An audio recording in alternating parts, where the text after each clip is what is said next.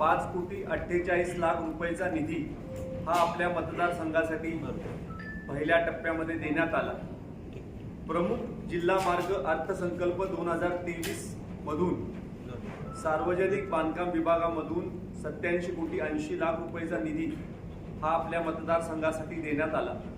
अर्थसंकल्प 2023 ग्रामीण मार्ग सार्वजनिक बांधकाम विभाग 34,25,00,000 रुपयाचा निधी देण्यात आला।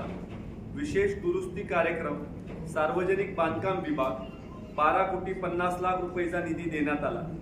गावाअंतर्गत मूलभूत सुविधा ग्राम विकास विभागाच्या माध्यमातून 5,74,00,000 रुपयाचा निधी देण्यात आला।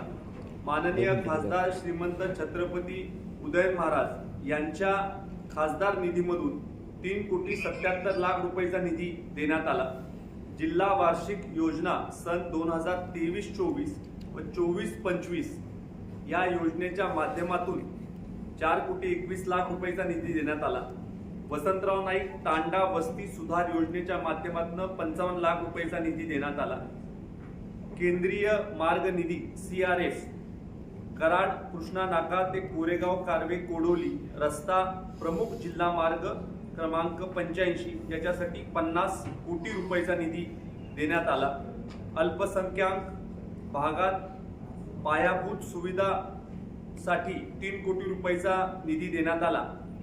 त्याबरोबर MSRDCच्या माध्यमातून सैदापूर पावकेश्वर मंदिराच्या जीर्णोद्धारासाठी 10 कोटी रुपयाचा निधी देण्यात आला। हॅम 2 योजनेअंतर्गत राज्य महामार्ग 148 पाटण तालुका हद्द ते शेनोली स्टेशन पर्यंतच्या रस्त्यासाठी 227 कोटी रुपयाचा निधी देण्यात आलेला आहे।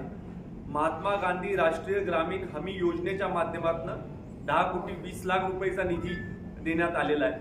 नगर विकास विभाग वैशिष्ट्यपूर्ण योजना छत्रपती शिवाजी महाराज स्टेडियमसाठी 96,50,00,000 रुपयाचा निधी हा आपल्याला देण्यात आलेला आहे। पर्यटन विकास निधी माननीय छत्रपती श्रीमंत उदयन महाराज यांच्या माध्यमातून 75,00,000 रुपये हे देण्यात आलेले आहे। पुरवणी अर्थसंकल्प जुलै 2024 यामधून 34,20,00,000 रुपयाचा निधी देण्यात आलेला आहे। मातोश्री ग्रामीण शेती पानंद रस्ते सुधार योजनेच्या माध्यमातून 45,40,00,000 रुपयाचा निधी हा 227 किलोमीटर पानंद रस्त्यांसाठी देण्यात आलेला आहे। 3054 अंतर्गत ग्राम विकास विभागाच्या माध्यमातून 2 कोटी रुपयाचा निधी देण्यात आलेला आहे। वैशिष्ट्यपूर्ण योजना अंतर्गत मलकापूर नगर परिषद हद्दीतील विकास कामांसाठी 20,80,00,000 रुपयाचा निधी देण्यात आलेला आहे। वैशिष्ट्यपूर्ण कामासाठी विशेष अनुदान योजने अंतर्गत कराड शहर पाणी पुरवठा योजनेच्या दुरुस्तीसाठी 6,38,00,000 रुपयाचा निधी देण्यात आलेला आहे। नागरी स्थानिक स्वराज्य संस्था क्षेत्रात नागरी सेवा सुविधा पुरवणे या योजनेसाठी दैत्य निवारणीच्या मंदिराजवळ कृष्णा नदी काठावर संरक्षण भिंत बांधण्यासाठी 5 कोटी रुपयाचा निधी देण्यात आलेला आहे। केंद्र सरकार आणि राज्य सरकारच्या संयुक्त विद्यमाने हर घर जल जीवन मिशन योजना ज्याच्यामध्ये निम्मे पैसे राज्य सरकार घालते, निम्मे पैसे केंद्र सरकार देत असते आणि लोकवर्गणीची रक्कम असते, अशा पद्धतीने योजनेसाठी 77,74,00,000 रुपयाचा निधी हा कराड दक्षिण विधानसभा मतदारसंघासाठी देण्यात आलेला आहे। एकूण रक्कम 745,27,00,000 रुपयाचा निधी हा आपल्या मतदारसंघासाठी देण्यात आलेला आहे। प्रत्येक विकास काम जे मी इथं नमूद केलेलं आहे त्याची फाईल आम्ही तयार केलेली आहे। प्रत्येक माझ्या पत्रकार बांधवाला मी त्याची सेपरेट फाईल, आम्ही केलेली मागणी, झालेला शासन निर्णय, त्यानंतर शासन निर्णय झाल्यानंतर झालेलं टेक्निकल सँक्शन झाल्यानंतर ऍडमिनिस्ट्रेटिव्ह अप्रुव्हल आणि ऍडमिनिस्ट्रेटिव्ह अप्रुव्हल झाल्यानंतर प्रत्यक्ष काही ठिकाणी कामं चालू झालेली आहेत, काही ठिकाणी कामं पूर्ण झालेली आहेत, काही ठिकाणी त्याचं लोकार्पण सोहळा देखील झालेला आहे आणि काही ठिकाणी भूमिपूजन होऊन काम प्रगतीपथावर आहे। याचा सगळा डाटा हा माझ्या प्रत्येक पत्रकार बांधवाला मी सेपरेटली या सगळ्या ज्या फाईल्स आहेत या आम्ही आपल्याला देणार आहे। म्हणजे कुठेही किंतु परंतु कोणाच्याही मनात असता कामा नाही की ही नुसती घोषणा किंवा हवाबाजी इथं चाललेली आहे आणि प्रत्यक्ष मात्र निधी दिलेला नाही आणि याच्यासाठी आम्ही सगळे पुरावे देखील घेऊन आलेलो आहे। सगळ्यात महत्त्वाचं, छत्रपती शिवाजी महाराज स्टेडियमसाठी कृषी प्रदर्शनाच्या निमित्तानं आम्ही आदरणीय देवेंद्रजी फडणवीस दादांना मागणी केली होती की कराडच्या छत्रपती शिवाजी महाराज स्टेडियमला नवीन सरखं बनवण्यासाठी किंवा अतिशय चांगल्या पद्धतीनं जसे आंतरराष्ट्रीय स्टेडियम असतात तसं बनवण्यासाठी आम्हाला आपण निधीची तरतूद करून द्या। त्याच्यासाठी आपण मागणी केली।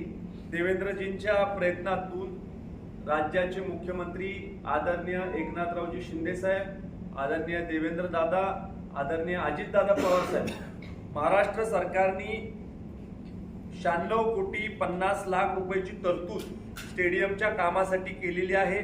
त्याच्यामध्ये हा जो शासन निर्णय झालेला आहे त्याच्यामध्ये शासन निर्णय 4 जुलै 2024 रोजी झालेला आहे। त्याचं परिपत्रक मी घेऊन आलेलो आहे। त्याचा परिपत्रकाच्या कॉपी या आम्ही आमच्या पत्रकार बांधवांना देणार आहोत, जेणेकरून हा मोठा पुरावा आपल्याजवळ मी देणार आहोत की हा शासन निर्णय गव्हर्नमेंट रेग्युलेशन तिथं झालेला आहे। त्याबरोबरच कराड नगर परिषदेच्या छत्रपती शिवाजी महाराज क्रीडा संकुलाच्या नव्या संकल्पनेनुसार विकसित करण्यासाठी तांत्रिक मंजुरी प्रदान करण्याचं PWDचं जे पत्र आहे, ह्या पत्राची कॉपी आपल्याला देणार आहे। 2 सप्टेंबर 2024 हे पत्र आहे। हे पब्लिक डॉक्युमेंट्स आहे। हे आम्ही काहीतरी आपल्याला झेरॉक्स कॉपी काढून देतो असं नाही, हे पब्लिक डॉक्युमेंट आहे, पब्लिक डोमेन मध्ये। त्यामुळे आपण जर का PWD विभागाला राईट टू इन्फॉर्मेशन ऍक्ट खाली जर काही मागितलं तर हे सगळे कागदपत्र आपल्याला उपलब्ध होणार आहेत। त्याच्याबरोबर हा जिल्हाधिकारी साहेबांनी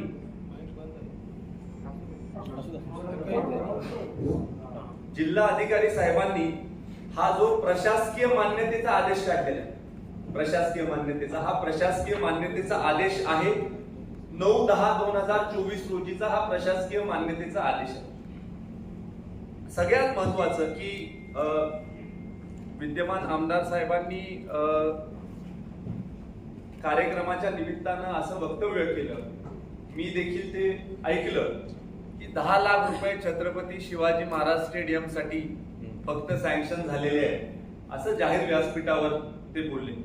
मला खरं आश्चर्य वाटतं की इतक्या मोठ्या पदावर आपण काम केलेलं आहे, आपण इतके मोठे नेते आहात वगैरे असं आपल्याला स्वतःबद्दल वाटतं। आपले समर्थक देखील म्हणतात, आमची काही त्याच्याविषयी तक्रार नाही, पण ट्रेजरीमध्ये 9,65,00,000 रुपये वर्ग केल्याचा पुरावा आम्ही घेऊन आलेलो आहे। त्याच्या देखील कॉपीज आपल्याला आम्ही देत आहे आणि त्याची शहानिशा पत्रकार बांधवांनी कृपा करून केली पाहिजे ही माझी आपल्याला आग्रहाची विनंती आहे की ट्रेजरीमध्ये जर का 9,65,00,000 रुपये आलेले आहेत आणि तुम्ही म्हणताय की 10 लाख रुपये फक्त सँक्शन झालेले आहेत, मला आपण एक सांगा की जे टेंडर आहे, मुळात विद्यमान आमदार हे राज्याचे प्रमुख राहिलेले आहेत।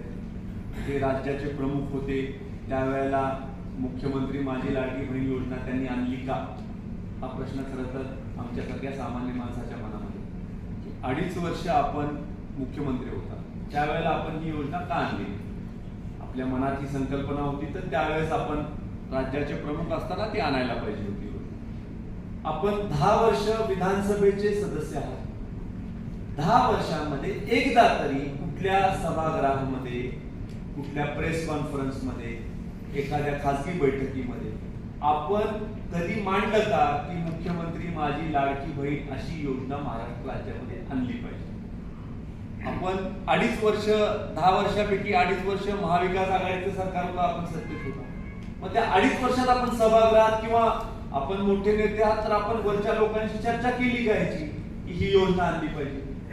योजना महायुतीच्या सरकारने आणली आणि मुळात ही योजना मेरी लाडली बहना या नावाने मध्य प्रदेश राज्यामध्ये आहे, गोव्यासारख्या राज्यामध्ये आहे, यशस्वीरित्या चालली आहे। त्याचं अनुकरण महाराष्ट्र राज्याने राज्यातल्या माता भगिनींची सगळी परिस्थिती पाहता राज्यातल्या माता भगिनींना सक्षम करण्यासाठी, सामर्थ्यवान करण्यासाठी ही योजना राज्य सरकारने आणली आणि यशस्वीरित्या ही राज्य सरकारने राबवली। पहिला जो त्यांचा इंटरव्ह्यू आम्ही बघितला त्याच्यामध्ये ते म्हटले की हा निवडणुकीचा जुमला आहे, त्यांनी विधानसभेमध्ये मार्गदर्शन केलं किंवा सभा घेतली, विधानसभेमध्ये बोलले, त्यावेळेला त्याच्यावर ते म्हटले की हे निवडणुकीपुरती ही योजना आणलेली आहे, आपण देखील सगळ्यांनी ऐकलं. आणि परवा काही लोकांनी मुलाखत घेतली, त्यात म्हटली ही आमचीच योजना आहे.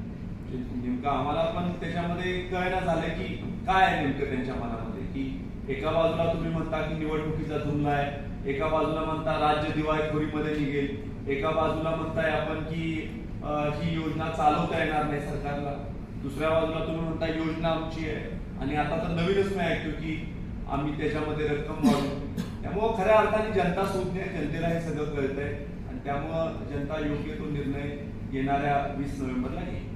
किती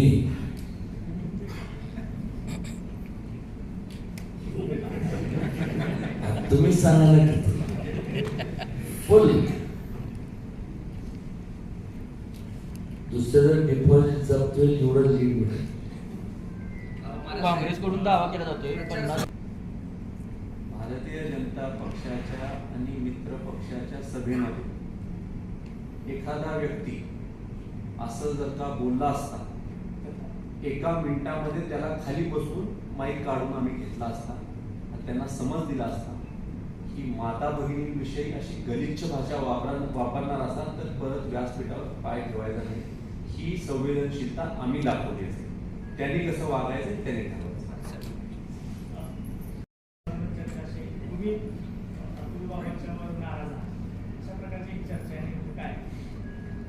भारतीय जनता पार्टीमध्ये मला असं वाटतं की अशी चर्चा होत नसते कधीच. एखाद्याला उमेदवारी मिळणार असेल किंवा विधान परिषद असेल, त्याचबरोबर राज्यसभा असेल, डायरेक्ट त्या जो कॅन्डिडेट असेल त्याला फोन जातो, त्याला सांगितलं जातं. मी पण तो व्हायरल मेसेज वाचला, मेसेज वाचल्यानंतर मला कळालं की मला विधान परिषद मिळणार होती. त्यामुळे तो मला कसा धक्का होता, तो ठीक आहे की भविष्यात जेव्हा केव्हा निवड होण्याची प्रक्रिया होईल, अतुल बाबा आमदार होतील, त्यावेळेला 100% अतुल बाबा आहे प्रयत्न